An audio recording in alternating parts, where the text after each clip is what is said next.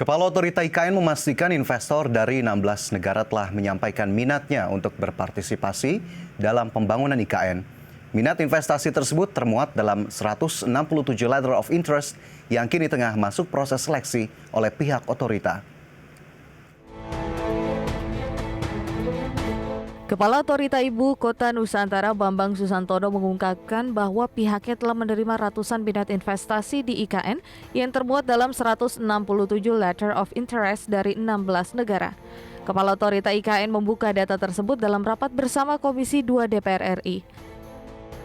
Kepala Otorita IKN merinci 50% dari letter of interest ini merupakan minat domestik dan 50% lainnya dari asing. Namun Kepala Otorita IKN tidak mengungkapkan secara spesifik negara maupun investor atau perusahaan mana yang termasuk dalam 167 letter of interest untuk berinvestasi di Ibu Kota Nusantara.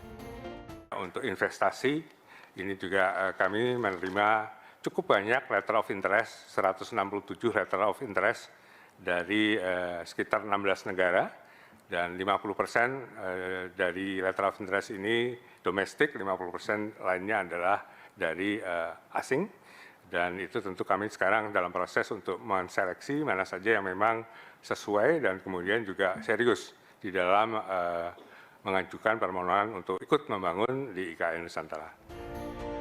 Sebelumnya, Menteri Investasi sekaligus Kepala BKPM Bahlil Lahadalia memastikan bahwa pemerintah akan memberikan kemudahan bagi investor untuk berinvestasi dalam pembangunan Ibu Kota Nusantara di Kalimantan Timur. Selain kemudahan berinvestasi, sejumlah insentif juga akan diberikan, seperti kemudahan perizinan, keringanan pajak, dan kepastian hukum berkelanjutan pembangunan IKN ke depan. Tim Liputan IDX Channel.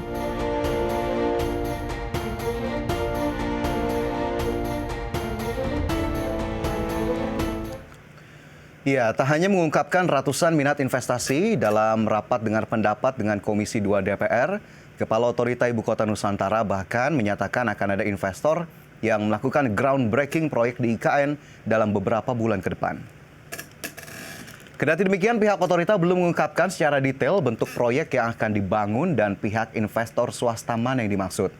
Namun jika dilihat dari 5 investor yang sudah mendapatkan surat izin prakarsa proyek, yakni Konsorsium PT Perintis Trinity Property, PT Nindya Karya, PT Summarecon Agung, Konsorsium Nusantara, dan Korean Land and Housing Corporation, maka sepertinya proyek yang akan segera dilakukan groundbreaking, yakni proyek properti seperti pembangunan hunian, pusat perbelanjaan, atau rumah sakit.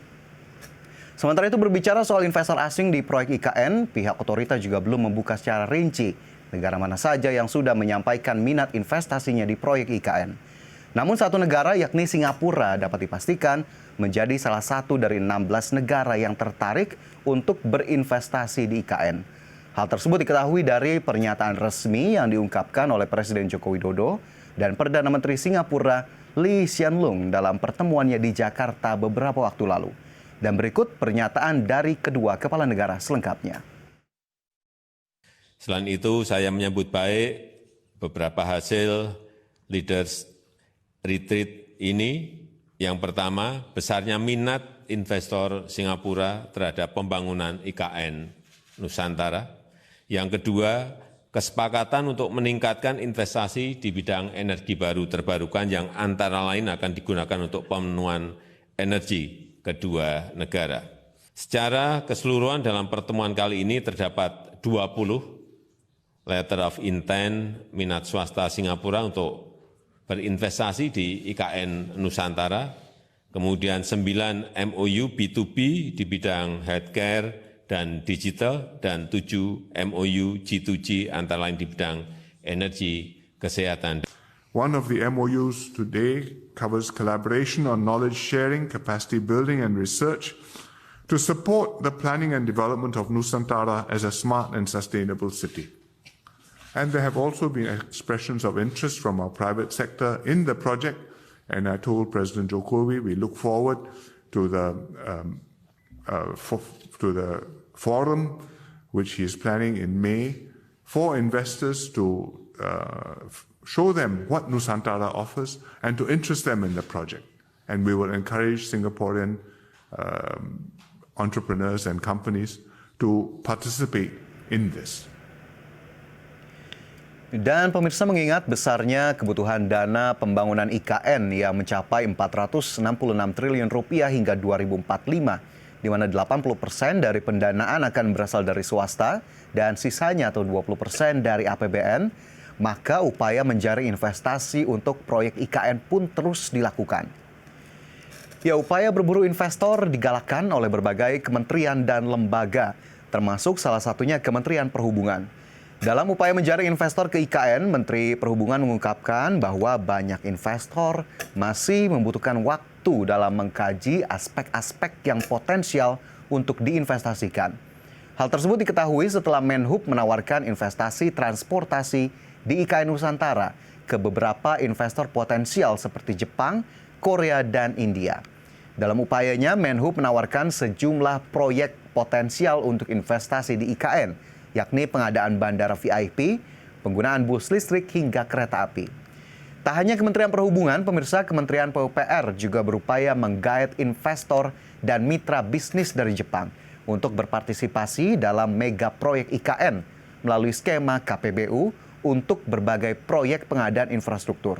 Dan untuk mempermudah upaya berburu investor tersebut, pemerintah pun akhirnya menebar pemanis untuk calon investor IKN. Obral insentif bagi investor IKN tersebut tertuang dalam Peraturan Pemerintah Nomor 12 Tahun 2023 tentang pemberian perizinan berusaha, kemudahan berusaha, dan fasilitas penanaman modal bagi pelaku usaha di Ibu Kota Nusantara. Dan sejumlah insentif tersebut sudah kami rangkum dalam infografis berikut ini.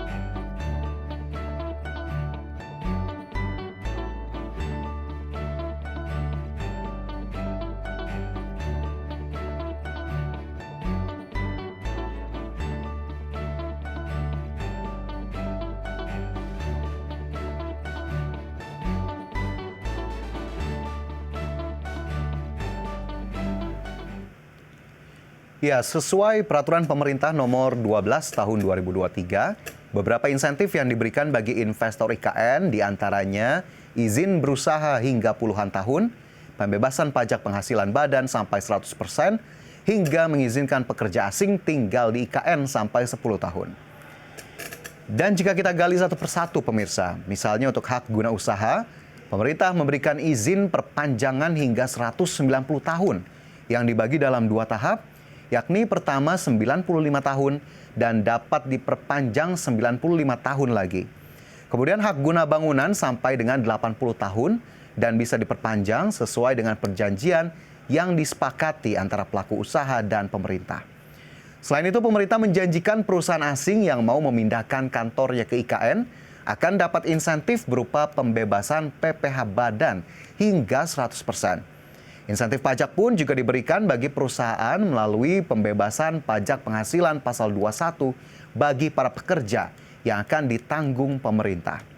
Tak cukup sampai di situ, pemirsa. Pemerintah juga memberikan insentif berupa pengurangan PPh badan sebesar 100% bagi perusahaan di bidang infrastruktur dan layanan umum yang akan beroperasi di IKN Nusantara.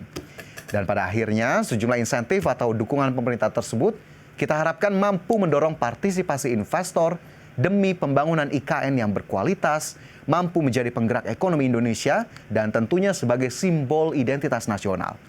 Dan satu hal yang tak boleh dilupakan, yakni publik harus terus mengawal proses pembangunan IKN. Karena tentu kita berharap mega proyek ini tak berakhir menjadi proyek mangkrak seperti yang sudah-sudah. Dan pemirsa, ID Expert Session Closing akan segera kembali usai jeda.